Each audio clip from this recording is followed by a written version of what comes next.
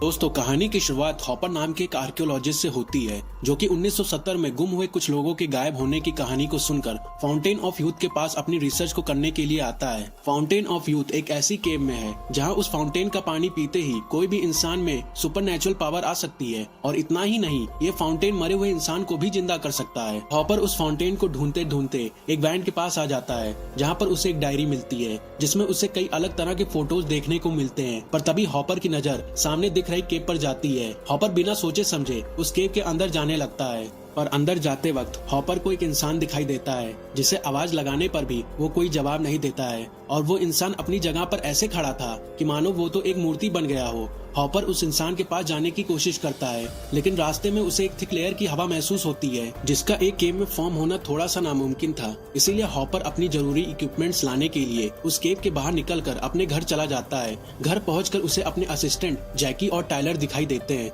जो कि हॉपर से उसके नए प्रोजेक्ट में शामिल होने के लिए कहते हैं, लेकिन हॉपर उन्हें साफ साफ मना कर देता है क्योंकि वो नहीं चाहता था कि ऐसे जोखिम भरे रिसर्च में वो उन दोनों की भी जान को मुश्किल में डाले। लेकिन हॉपर उन्हें ये भी कहता है कि अगर वो उनसे 2 दिनों में वापस ना मिले तो वो लोग उसे ढूंढने के लिए फाउंटेन ऑफ यूथ नाम की जगह के पास आ सकते हैं। और इतना कहकर वो अपने घर के अंदर से उन जरूरी इक्विपमेंट्स को लेकर वापस उसी केव की ओर चला जाता है। वहाँ पहुंचकर वहाँ पर एक रस्सी की मदद से उसके अंदर एंटर करता है, लेकिन एंटर करते वक्त हॉपर का डॉग उस पर भौंकने लगता है जैसे कि मानो वो उसे उस जगह के अंदर जाने से रोक रहा हो। लेकिन इस बात को इग्नोर करके हॉपर उस केव के अंदर चला जाता है जहाँ पर वो उस हवा की थिक लेयर को भी पार कर लेता है। पर अब हमें कहानी में नया टर्न देखने को मिलता है जहाँ पर हॉपर को वो इंसान एज यूजुअल उस केव के अंदर जाते हुए दिख रहा था। और यही नहीं, हॉपर केव के एंट्रेंस को देखकर शॉक में पड़ जाता है क्योंकि केव के बाहर का दिन और रात तेजी से बीत रहा था। अब हमें नेक्स्ट सीन में टायलर और जैकी दिखाए जाते हैं जो कि हॉपर के गायब होने से बहुत परेशान होते हैं। इसीलिए वो डिसाइड करते हैं कि अब वो फाउंटेन ऑफ यूथ के पास जाकर हॉपर को वहाँ पर ढूंढने की कोशिश करेंगे, लेकिन उसके लिए उनके पास कोई भी माउंटेन कार नहीं होती है। इसीलिए टायलर अपनी गर्लफ्रेंड कारा को कॉल करके उसे उसकी माउंटेन कार के लिए पूछता है, लेकिन कारा को तो अपने भाई बहनों को स्कूल प्रोजेक्ट के लिए ले जाना था। इसीलिए टायलर उनको भी अपने साथ फाउंटेन ऑफ यूथ के पास ले आता है। अब उन सभी को वहीं खड़ी एक वैन दिखाई देती है जिसे हमने पहले कुछ सीन में देखा था। अब टायलर उन सभी को समझाता है कि हम सभी को एक साथ केव के अंदर नहीं जाना चाहिए, बल्कि हम में से कुछ लोगों को केव के बाहर रुककर हमारा इंतजार करना होगा, जिससे कि अगर हम में से कोई भी केव से बाहर नहीं निकलता तो वो इंसान पुलिस को कॉल कर सके। इसीलिए केव के बाहर रुकने की जिम्मेदारी कारा के छोटे भाई फॉर्बी की होती है। नाउ एज ए व्यूअर हम समझ पाते हैं कि टायलर और उसके साथी जिस केव के अंदर एंटर करते हैं वो केव हॉपर की एंटर की हुई केव से अलग होता है। अब हमें टायलर और उसके साथी केव के अंदर आते हुए दिखते हैं जहाँ पर उनकी नजर एक बड़ी सी खाई पर जाती है जहाँ पर ऑलरेडी कोई पहले से नीचे जा चुका था। इसीलिए टायलर रस्सी के सहारे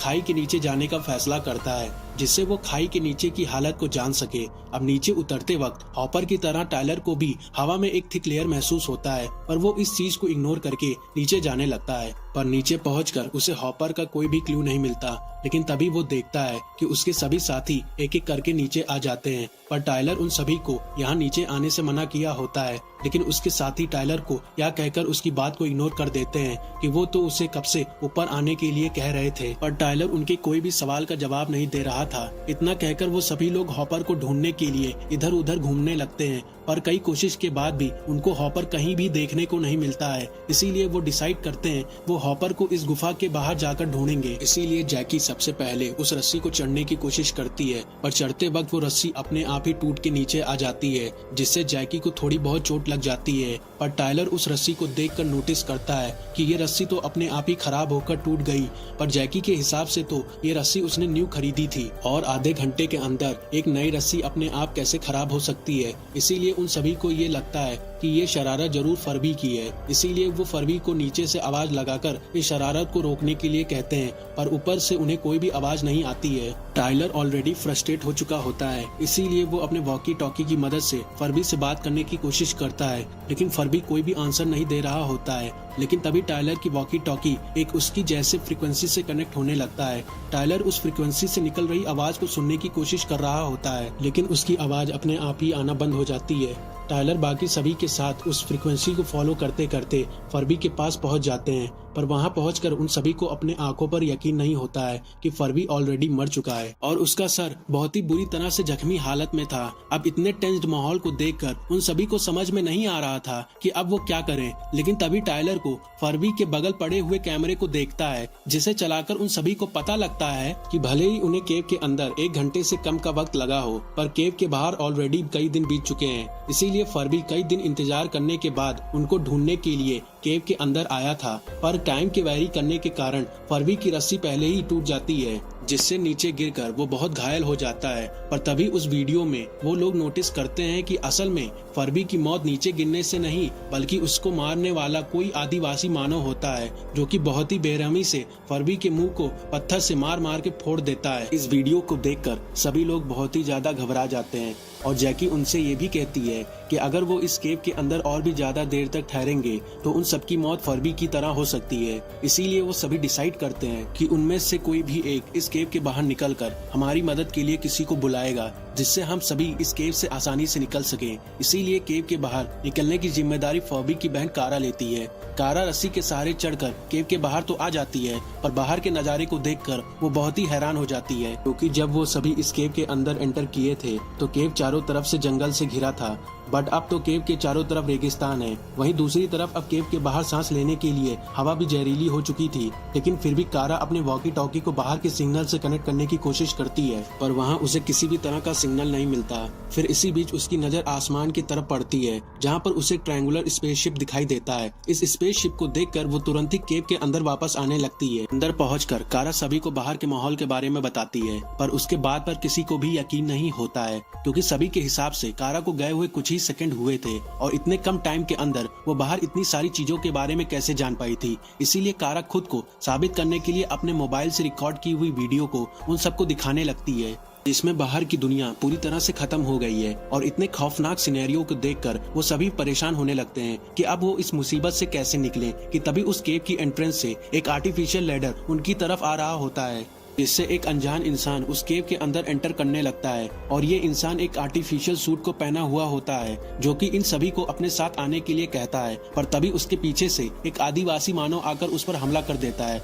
पर वो इंसान उस आदिवासी मानव को अपने गैजेट की मदद से वहीं पर मार देता है। और इतना देखते ही टाइलर और उसके साथी तुरंत वहां से भाग जाते हैं और भागते भागते वो केव के और अंदर आने लगते हैं, जहां पर उन सभी को हॉपर के पेरेंट्स मरे हुए मिलते हैं और उनकी ये हालत करने वाला और कोई नहीं वही आदिवासी मानव होते हैं, जो कि टाइलर और उन सभी को देखकर उन पर भी हमला करने लगते हैं, जिसमें टाइलर को भी एक गहरा चोट लग जाता है, जिससे उसकी वहीं पर मौत हो जाती है। पर आगे हमें वही इंसान दिखाया जाता है जो कि उन लोगों का पीछा करते करते वहां पर भी पहुंच जाता है और वो टाइलर की हालत को देखकर उससे पास ही में पड़े हुए एक सांप पानी में डुबो देता है, जिसे कुछ ही देर में टाइलर वापस अपने आप जिंदा हो जाता है। एंड एज ए व्यूवर हम समझ पाते हैं कि ये पानी और कुछ नहीं, फाउंटेन ऑफ यूथ का पानी है, जिसे पीकर इंसान हमेशा के लिए अमर हो सकता है। और शायद इसी पानी के कारण पूरे केव के अलग अलग हिस्सों में टाइम भी अलग अलग तरह से काम कर रहा था। अब आगे की सीन में हम देखते हैं कि वो इंसान जिसने टाइलर की जान बचाई हुई होती है, उसी पर बाकी सारे आदिवासी मानव हमला करने लगते हैं और उन्हीं में से एक आदिवासी उस इंसान की हेलमेट को तोड़ देता है, जिससे वो इंसान उस केव के अंदर सांस नहीं ले पा रहा होता है। इसीलिए वो टाइलर और उसके साथियों को अपने पास बुलाकर उस टाइम की न्यूज को दिखाने लगता है, जब से वो सभी लोग गायब थे,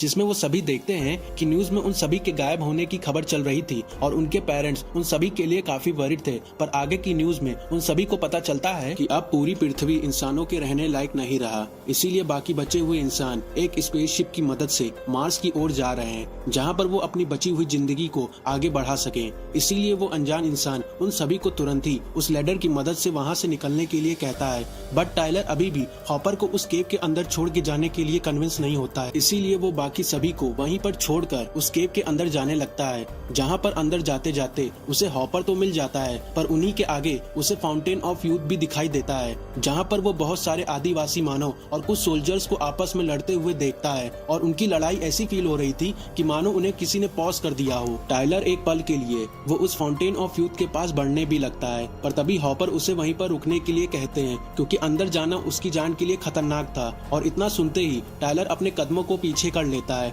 टायलर हॉपर को अपने साथ चलने के लिए कहता है, पर हॉपर उसके साथ चलने के लिए राजी नहीं होते हैं क्योंकि हॉपर को पहले से ही एक गहरी चोट लगी हुई थी, जिसके कारण वो अपनी जगह से हिल भी नहीं पा रहे थे। इसीलिए वो टायलर को समझाते हैं कि तुम लोग यहाँ से तुरंत निकल जाओ, मैं तुम लोगों के साथ इस केव से बाहर नहीं निकल पाऊंगा। और बहुत समझाने के बाद टायलर उनकी बात को मान जाता है और वो अपने बाकी साथियों के साथ उस हाईटेक लैडर पर चढ़ने लगता है। लेकिन चढ़ते वक्त कारा लैडर के टॉप एंड तक पहुंच जाती है, जहां पर उसे पता चलता है कि केव के बाहर अब पूरी तरह से पानी भर चुका है, जिसे पार करना शायद ही मुमकिन हो। लेकिन तभी उसे एक एलियन क्रिएचर का हाथ दिखाई देता है, जिसके मदद से वो उस एंट्रेंस को पार कर लेती है। पर इसी बीच उस लैडर के पास एक आदिवासी मानव आकर उस लैडर के बटन को प्रेस कर देता है, जिसके कारण वो लैडर अपने आप ही वहां से गायब हो जाता है, जिससे टायलर और उसके साथी एक पर्टिकुलर हाइट से केव की ओर गिरने लगते हैं। पर तभी उस केव के एंट्रेंस से बहुत सारी केबल्स के वायर आकर उन सभी को एक एक करके पकड़ने लगते हैं और इनकी मदद करने वाला और कोई नहीं, कारा ही होती है, जो कि एक हाईटेक सूट पहनकर अपने साथियों और वहां पर बचे हुए बाकी सभी लोगों को उसी ट्रायंगुलर स्पेसशिप पर ले आती है। नेक्स्ट सीन में हम फर्बी को होश में आते हुए देखते हैं, जिसके साथ प्रोफेसर हॉपर भी मौजूद होते हैं और उन दोनों की हालत पहले से बहुत ठीक हो चुकी होती है। लेकिन वो दोनों ही बहुत कंफ्यूज होते हैं कि आखिरकार वो इस जगह पर कैसे पहुंचे। पर तभी वहां पर टायलर और उसके बाकी साथी आकर उनको सारी सिचुएशन के बारे में समझाते हैं और यही से उनकी एक नई जिंदगी की शुरुआत होती है।